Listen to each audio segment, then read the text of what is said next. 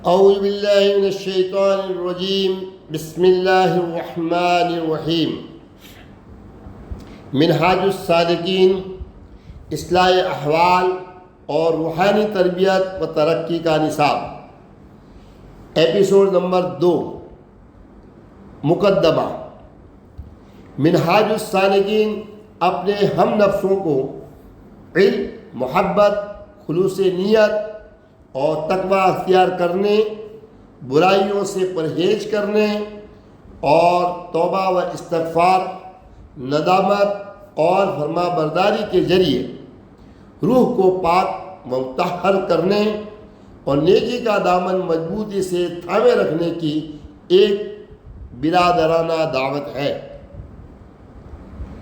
لوگ اشیاء کی اصل حقیقت سے آگاہ ہو سکتے ہیں اور اطمینان قلب پا سکتے ہیں، بشرطے کہ وہ علم کی راہ اپنائیں اور اپنے دلوں کو تازگی بخشنے کا سامان بہم پہنچائیں۔ اس مقصد کے حصول کے لیے انہیں خود کو اپنی فطرت میں موجود برائی کے ارادوں سے پاک کرنا ہوگا، جن میں حسد، نفرت، کینہ، غیبت اور بہتان بازی سر فہرست ہے۔ دن ہو کہ رات، مجلس ہو کہ خلوت، ان برائیوں کو اپنے اوپر حاوی ہونے کا موقع نہیں دینا۔ کتاب حاجہ کے ذریعے اس بات کو اجاگر کرنا مقصود ہے کہ مذہب کا قاموسی انسائکلوپیڈیا علم جہنم کی طرف بھی لے جا سکتا ہے۔ اللہ اکبر۔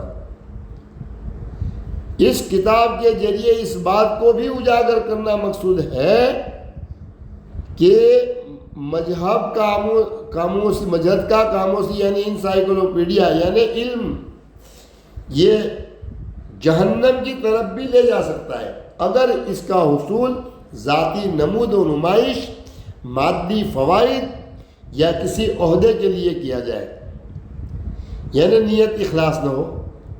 اس بربادی سے بچنے کا واحد راستہ خلوص نیت ہے۔ اصلاح نفس کے حوالے سے حضرت بایزید بستامی رحمۃ اللہ علیہ فرماتے ہیں کہ میرا راستہ 5 چیزوں پر مشتمل ہے۔ 1، زندگی قرآن و سنت کی روشنی میں گزارنا۔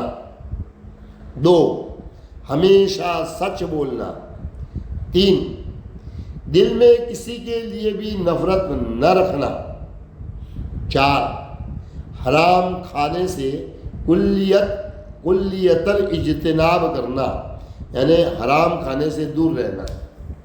5، ایسے نئے کاموں سے اجتناب برتنا جو دین کی مجموعی مزاج کے خلاف ہو۔ ایسے لوگوں کی کمی نہیں ہے جو بڑے گناہوں سے تو بچتے ہیں لیکن ناپسندیدہ، غیر مناسب اور بے لذت کاموں یعنی مکروہات کو بے ضرر خیال کرتے ہوئے، یعنی نقصان نہیں پہنچاتے ہیں، یہ خیال کرتے ہوئے انہیں ترک نہیں کرتے۔ جب تک کوئی فضول سرگرمیوں کو ترک نہ کرے اسے روح کی مطلق پاکیزگی عطا نہیں ہوتی۔ بعض لوگ اپنے تمام مذہبی فرائض کی ادائیگی کی شعوری کوشش کرتے ہیں، لیکن جب وہ دنیاوی معاملات یا اپنے پیشہ ورانہ فرائض ادا کر رہے ہوتے ہیں تو راست بازی یعنی سچائی سے کام نہیں لیتے۔ وہ اپنی لگامیں ڈھیلی چھوڑ دیتے ہیں اور جھوٹ، مکر و فریب اور خیانت سے اپنا دامن داغدار کر لیتے ہیں۔ داغدار کر لینے میں کوئی عار محسوس نہیں کرتے۔ وہ لوگ جو ایسے معاملات پر سمجھوتا کر لیتے ہیں انہیں یہ نہیں بھولنا چاہیے کہ اسلام میں کسی بھی معاملے میں، خواہ وہ دنیاوی ہو یا دینی، ضمیر فروشی یا بددیانتی کی کوئی گنجائش نہیں ہے۔ اپنے دلوں کو ایمان کی روشنی سے منور رکھنے اور روز جزا دائمی خوشی حاصل کرنے کی خواہش مند افراد کو تقوی، ایمانداری اور سچائی کا دامن ہاتھ سے کبھی نہیں چھوڑنا چاہیے۔ حضرت باجید بستامی رحمۃ اللہ علیہ فرماتے ہیں کہ اللہ رب العزت نے دنیا میں انسان کو جو سہولیات اور آسائشیں مہیا کی ہیں وہ اس لیے ہے کہ انسان اللہ رب العزت کی قدرت کو پہچانے اور اس کے قریب آئے، جبکہ ہم اسی کی دی ہوئی نعمتوں اور آسائشوں کو بھرپور استعمال تو کرتے ہیں، مگر اس کی ناشکری اور نافرمانی کر کے ہر لمحہ اس سے دور ہوتے جاتے ہیں۔ اس کتاب میں یہ حقیقت آشکار کرنے کی کوشش کی گئی ہے کہ جب کوئی اپنے وجود کو خود احتسابی کی چھلنی سے چھان کر دیکھتا ہے تو اسے اپنی کوتاہیوں اور بدعمالیوں کا کامل ادراک حاصل ہوتا ہے۔ ارادتاً کیے جانے والے گناہ اپنے مادی ہونے کی وجہ سے چھپائے نہیں چھپتے۔ ارادتاً کیے جانے والے گناہ اپنے مادی ہونے کی وجہ سے چھپائے نہیں چھپتے اور پکڑے بھی جا سکتے ہیں۔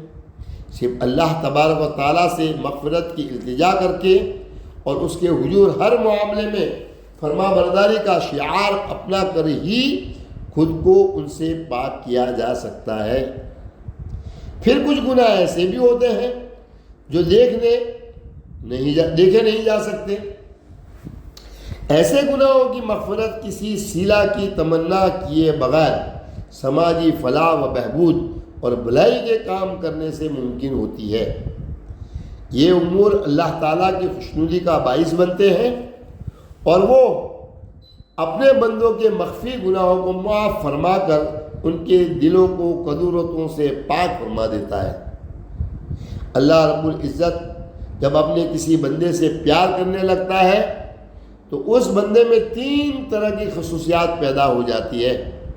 1، سمندروں کی طرح وسعت پیدا ہو جاتی ہے۔ 2، وہ سورج کی طرح سخی ہو جاتا ہے۔ 3، وہ زمین کی مانند عز و نیاز کا پیکر بن جاتا ہے۔ ایک مقام پر فرماتے ہیں کہ اگر کوئی خواہش رکھتا ہے کہ اللہ رب العزت کو پالے تو اسے چاہیے کہ اولیاء اللہ سے محبت کرے اور اتنی محبت کرے کہ اولیاء اللہ اس سے محبت کرنا شروع کر دیں، کیونکہ اللہ اپنے ولیوں کے دلوں میں دین میں 70 مرتبہ جھانکتا ہے اور اس دل میں جس کا نام لکھا پاتا ہے نہ صرف اس کے گناہ معاف کرتا ہے بلکہ اسے بھی اپنا دوست بنا لیتا ہے۔ سبحان اللہ، سبحان اللہ۔ ایک سروے کی روشنی میں کیے گئے تجزیے کے مطابق اس دنیا کی عارضی زندگی کے دوران لوگ کیا کیا خواہشیں پالتے ہیں اور پھر ان کو پورا کرنے کے لیے کیا کچھ جتن نہیں کرتے۔ جب لوگ تقوی اور اپنی روحانی آسودگی کی قیمت پر اپنی مادی ضروریات کے پیچھے بھاگتے ہیں تو پھر وہ الوہی ہدایت سے روگردانی کی وجہ سے سزا کے مستحق قرار پاتے ہیں۔ یہی وہ مقام ہے جہاں انہیں اپنی کوتاہیوں کی مغفرت کے لیے اللہ تعالیٰ کی طرف رجوع کرنے اور اپنے نامۂ اعمال کو درست کرنے کی ضرورت ہوتی ہے۔ اس سے اس حقیقت کا انکشاف ہوتا ہے کہ قانون قدرت میں گرفت کا ایک بڑا زبردست نظام موجود ہے اور کوئی بھی چھوٹی یا بڑی چیز حتیٰ کہ اجرام فلکی بھی کوئی غلطی نہیں کر سکتے، جو ایک دوسرے کے ساتھ کشش کے ذریعے منجم انداز میں باہم مربوط ہیں، وہ بے مہار نہیں ہو سکتے، یعنی بنا لگام کے نہیں ہو سکتے۔ تاہم انسان ایسا کر سکتے ہیں کیونکہ انہیں جستجو کی کھلی چھٹی کے حامل ہونے کا اعزاز بخشا گیا ہے۔ اللہ تعالیٰ نے چھوٹ دی ہے، اختیار دیا ہے۔ جہاں مادی دنیا کو مشیت ازدی کا پابند کر دیا گیا ہے، وہاں ہمیں اپنے اندر مظاہر قدرت میں زاری و ساری باہمی محبت کی ابدی اصول کا بیج بونا ہوگا۔ یہ کتاب اس حوالے سے بھی اہم ہے کہ یہ روحانیت اور مادیت کا مطالعہ کرتے ہوئے انسانیت کو درپیش دوہری مشکل کی نشاندہی کے علاوہ اس سے نکلنے کا حل بھی پیش کرتی ہے۔ جہاں تک روحانیت کا تعلق ہے، اس سلسلے میں تصوف کا کردار بڑا اہم ہے، لیکن اس میں فلسفیانہ ابحاث نے نوجوان نسل کو مغالطے یعنی کنفیوژن میں مبتلا کر دیا ہے۔ ایک طبقہ تصوف کو بطور علم لے کر عالم بن گیا، جبکہ دوسرا طبقہ اخلاق و عمل کی کھائی سے گزر کر سالک بن گیا، اور تیسرا طبقہ جو انتہائی قلیل ہے وہ معرفت و حقیقت کی گھاٹی کا راہی بن گیا۔ پہلی دو گھاٹیاں کسبی ہیں، جد و جہد سے علم بھی حاصل ہو سکتا ہے اور اخلاق و عمل بھی، لیکن معرفت و حقیقت الہیہ کا باب کسب کی بجائے وہب سے کھلتا ہے، یعنی اللہ کی عطا سے کھلتا ہے، محنت سے نہیں۔ وقت گزرنے کے ساتھ ایک ایسا طبقہ وجود میں آیا جس نے صریحاً علم سے انکار کر دیا اور ادوار و اوراد و وظائف اور مراقبات کو ہی تصوف سمجھ لیا اور اپنی عمر اسی میں صرف کر دی۔ اس نے علم سے کوئی سروکار نہ رکھا، حالانکہ یہ علم ہی بتاتا ہے کہ وہ کیا عمل ہے جو انسان کو حق تعالیٰ کے قریب کر سکتا ہے۔ پھر مرور زمانہ سے ایک ایسا طبقہ وجود میں آیا جس کے پاس نہ علم ہے، نہ اخلاق و عمل اور نہ ہی معرفت۔ اس نے صوفیہ کی زندگی کا مطالعہ کیا، انوار و تجلیات اور قرب الہی کی بڑی بڑی منازل جو انہوں نے حاصل کی، اس طبقے نے انہیں اپنی طرف سے بیان کرنا شروع کر دیا۔ سننے والوں نے انہیں اس طبقے کا حال سمجھا، حالانکہ اس طبقے میں سے کوئی ایک بھی اس راہ کا مسافر ہی نہ تھا۔ روحانیت کے نام پر اس کاروبار نے نوجوان نسل کو حقیقت سے دور کر دیا ہے، اور وہ اس بیکار بحث میں مبتلا ہو گئی ہے کہ انوار کی کتنی اقسام ہیں، ان کے کیا کیا رنگ ہیں، قطب الابدال کی تعداد کتنی ہے، قطب اور ابدال کی تعداد کتنی ہے، اور ان کی کرامت کا معیار کیا ہے، وغیرہ وغیرہ۔ وہ نوجوان جس نے اخلاقی اور روحانی تربیت سے انسان سے لے کر انسان کامل تک کا سفر طے کرنا تھا، وہ ان فلسفیانہ ابحاث کا شکار ہو کر رہ گیا ہے۔ ستم ترقی دیکھیے کہ مسند ارشاد ان کی ہاتھ آ گئی ہے جنہوں نے نہ علم کی گھاٹی عبور کی اور نہ اخلاق و عمل کی راہ پر چلے۔ جس شخص کے لیے حجاب ہی نہ اٹھا، جب وہ بے حجابی کی باتیں کرے تو اس کی صحبت میں بیٹھنے والے کیوں کر گمراہ نہ ہوں۔ اقبال علیہ الرحمٰن نے کیا خوب کہا ہے، میراث میں آئی ہے انہیں مسند ارشاد، زاغوں کے تصرف میں عقابوں کے نشیمن، زاغوں کے تصرف میں عقابوں کے نشیمن۔ حضرت داتا گنج بخش رحمۃ اللہ علیہ نے آج سے 1000 سال قبل کی صورت حال پر تبصرہ کرتے ہوئے فرمایا تھا کہ ہم سے پہلے دور میں تصوف کا لفظ نہیں تھا، لیکن ہر کوئی اہل تصوف تھا۔ اب ہمارے ہاں تصوف کا لفظ تو ہے، لیکن تصوف لوگوں کی زندگیوں سے جاتا رہا ہے۔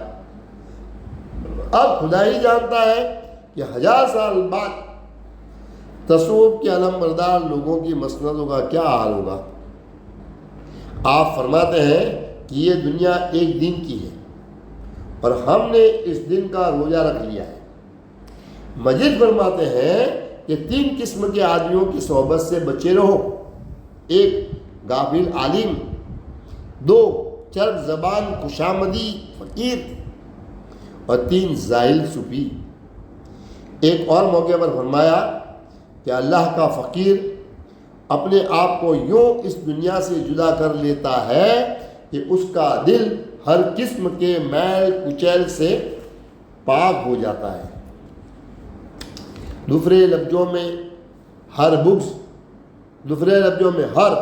بغض، حسد، جھوٹ، منافقت، غیبت، چغل خوری، ظلم، ناانصافی اور اللہ اور اس کے رسول کی نافرمانی اس کی زندگی سے دور ہو جاتی ہے۔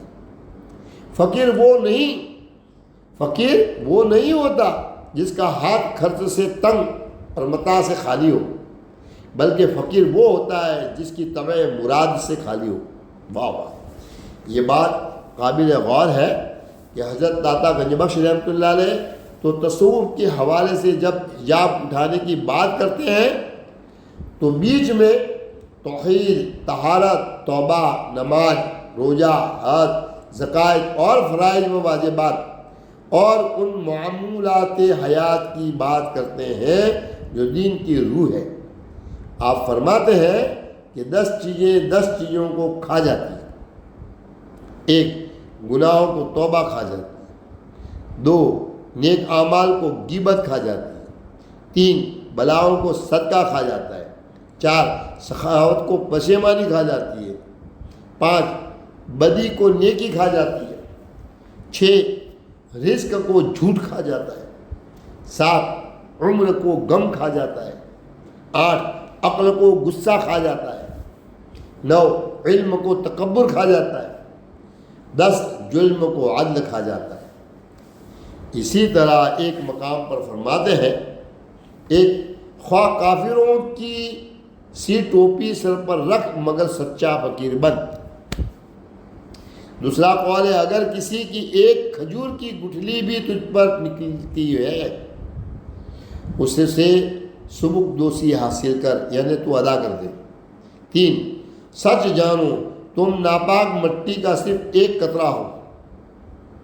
سچ جانو تم ناپاک مٹی کا صرف ایک قطرہ ہو، پھر اس تکبر و نخوت سے کیا حاصل۔ 4، بیگانوں کا حق اپنے پاس نہ رکھو۔ 5، استاد کا حق ضائع نہ کرو۔ 6، حرام کے لقمے سے پرہیز کرو۔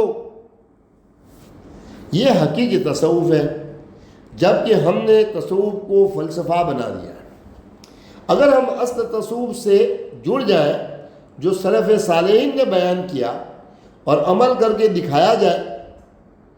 دکھایا ہے تو اس سے ہم اللہ اور اس کے رسول صلی اللہ تعالیٰ علیہ وسلم کی محبت اور رضا کو یقیناً پا سکتے ہیں۔ ہماری یہ کتاب معاشرے میں انسان کی جبلی برتاؤ کے بارے میں شکوک و شبہات کی توضیح اور ازالہ بھی کرتی ہے۔ ہمیں جسمانی، روحانی، سماجی، اخلاقی اور ثقافتی طور پر آگے بڑھنا ہوتا ہے۔ انسان کی بدنی ساخت ہمیں جبلی طور پر پروان چڑھنے کے سارے سامان مہیا کرتی ہے۔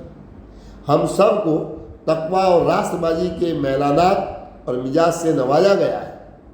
یہی وہ جبلت ہے کہ جس کے ساتھ خالق کائنات نے ہمیں تخلیق فرمایا ہے۔ ہم کسی بھی جائز پیشے کو اپناتے ہیں تو اللہ تعالیٰ ہمیں سیدھے راستے پر چلنے اور برے راستے سے ہٹ کر چلنے کے بے شمار موقع عنایت فرماتا ہے۔ اس کا واحد معیار اس راستے پر چلنا ہے جس کی طرف اللہ تبارک و تعالیٰ کی صفات ہمیں لے کر جائے۔ اسلام ایک ایسے معاشرے کے قیام کا درس دیتا ہے جہاں ضعیفوں، ناداروں، محروموں اور مفلسوں کا خیال رکھا جائے۔ خوشحال، پڑھے لکھے اور باصلاحیت افراد اپنی صلاحیتیں مالی مشکلات میں گرے ہوئے لوگوں کی مدد کرنے میں استعمال کریں۔ ایک سچا مسلمان ہونے کا ثبوت یہ ہے کہ وہ مجبور اور حاجت مندوں کی حاجت روائی اور داد رسی بغیر کسی نسلی یا لسانی تفریق کے ان لوگوں کے پاس خود جا کر سر انجام دیتا ہے۔ لوگوں کو درپیش بڑے مسائل میں سے ایک ان کے پاس اپنی بنیادی ضروریات کو پورا کرنے کی مالی استطاعت نہ ہونا ہے۔ ہمیں دنیا میں ایسے انسان، دوست، نیک افراد کی ضرورت ہے جو دنیا میں خطے غربت سے نیچے زندگی گزارنے والے لوگوں کی تعداد میں کمی لانے میں مددگار ثابت ہوں۔ یہی وجہ ہے کہ اسلام سماجی فلاح و بہبود کے نظام کی ضرورت کو اجاگر کرتا ہے تاکہ ضرورت مندوں کی حاجت روائی کو یقینی بنایا جا سکے۔ اللہ جل شانہ کی مخلوق میں سے بہترین لوگ وہ ہیں جو دوسروں کے ساتھ حسن سلوک سے پیش آتے اور ان کی غریبی اور مصیبتوں کو دور کرنے میں ان کی مدد کرتے ہیں۔ ہمیں ضرورت مندوں کی ضروریات کو ان کے مانگے بغیر پورا کرنے کی تلقین فرمائی گئی ہے۔ منہاج السالکین اللہ تبارک و تعالیٰ کی طرف سے نازل کردہ راہ ہدایت اجتماعی انسانی شخصی ضرورتوں کو مد نظر رکھتے ہوئے اور الوہی قانون کی حدود میں رہ کر فرد کی روحانی بالغی کے ساتھ ساتھ اس مادی دنیا کو بہتر بنانے پر بھی زور دیتی ہے۔ یہ رسی یہ چلنے والی مشق کی مانند ہے۔ ہائے ہائے، یہ رسی پہ چلنے والے مشق کی مانند ہے، یعنی رسی پر جو نٹ چلتا ہے اس کو مانند ہے کہ تمام دل موہ لینے والی دنیاوی لذات اور خواہشات اور نفسانی شہوات کے درمیان رہتے ہوئے ان سے کنارہ کشی اختیار کی جائے، ان سے منہ موڑ کر انسانی وقار، محبت، انصاف، مساوات اور امن جیسے راست بازی کے مقاصد پر سختی سے کاربند رہا جائے۔ بلا شبہ یہ جوئے شعر لانے سے کم نہیں ہے، جوئے شعر لانے سے کم نہیں ہے۔ ایسے موقع پر جو چیز ہمیں توازن برقرار رکھنے اور اپنے مقصد حیات سے روگردانی کرنے سے بچانے میں مددگار ثابت ہو سکتی ہے، وہ اخلاص و تقویٰ اور محبت کا جذبہ ہے جو ہمیں پرخلوص عبادت اور رضا الہی کے آگے سر تسلیم خم کر دینے اور اللہ تعالیٰ کی خوشنودی کے حصول پر نہایت پختگی کے ساتھ کاربند کر دیتا ہے۔ مقدمہ مکمل ہوا۔ ڈاکٹر حسین محی الدین قادری صاحب۔ السلام علیکم ورحمۃ اللہ وبرکاتہ۔